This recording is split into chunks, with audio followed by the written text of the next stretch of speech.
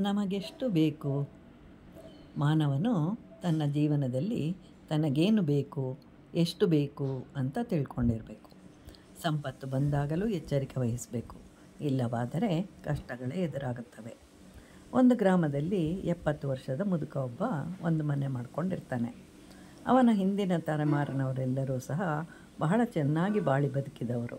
ಆದರೆ ಕಾರಣಾಂತರಗಳಿಂದ ಎಲ್ಲವನ್ನು ಕಳ್ಕೊಂಡು ಬಡವನಾಗಿರ್ತಾನೆ. ಅದು ಆ ಮುದುಕನಿಗೆ ದುಃಖವಾಗ್ತಾ ಇರುತ್ತೆ. ಮತ್ತು ಆ ವೈಭವವನ್ನು ಕಾಣಲು ಸಾಧ್ಯವೇ ಅಂತ ಆಲೋಚನೆ ಮಾಡ್ತಾ ಅಲ್ಲಿಂದ ಹೊರಡ್ತಾನೆ. ಹಾಗೆ ಗ್ರಾಮದಿಂದ ಸ್ವಲ್ಪ ದೂರ ಬರ್ತಾನೆ. ಅಲ್ಲಿ ಸಂತನೊಬ್ಬನು ಬಹಳ ಸಂತೋಷದಿಂದ ಹಾಡನ್ನು ಹಾಡ್ತಾ ಇರ್ತಾನೆ. ಮುದುಕ ಅವನ ಬಳಿಗೆ ಹೋಗ್ತಾನೆ. ಸಂತನು ಮುದುಕನನ್ನು ಕೇಳ್ತಾನೆ, ಆರಾಮವಾಗಿದೆಯಾ ಅಂತ.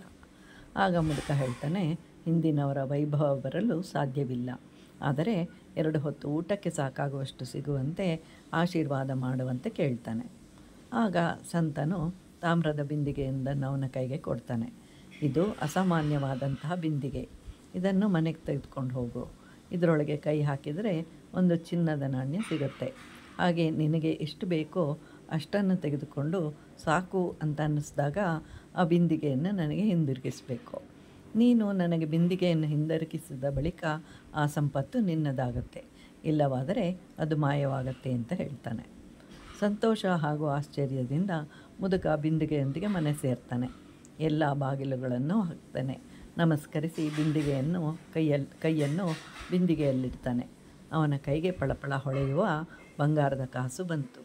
ಅದನ್ನು ಕೆಳಗಿಟ್ಟು ಮತ್ತೆ ಬಿಂದಿಗೆಯಲ್ಲಿ ಕೈ ಹಾಕ್ತಾನೆ. ಮತ್ತೊಂದು ನಾಣ್ಯ ಕೈಗೆ ಬಂತು. ಹೀಗೆ ಅನೇಕ ಬಾರಿ ಕೈ ಹಾಕಿ ನಾಣ್ಯಗಳನ್ನು ತೆಗಿತಾ ಇರ್ತಾನೆ. ಕಣ್ಣುಗಳು ಆಸೆಯಿಂದ ನೋಡ್ತಾ ಇರುತ್ತೆ. ರಾತ್ರಿಯೆಲ್ಲ ನಿದ್ದೆ ಇಲ್ಲದೆ ನಾಣ್ಯಗಳನ್ನು ತೆಗಿತಲೇ ಇರ್ತಾನೆ.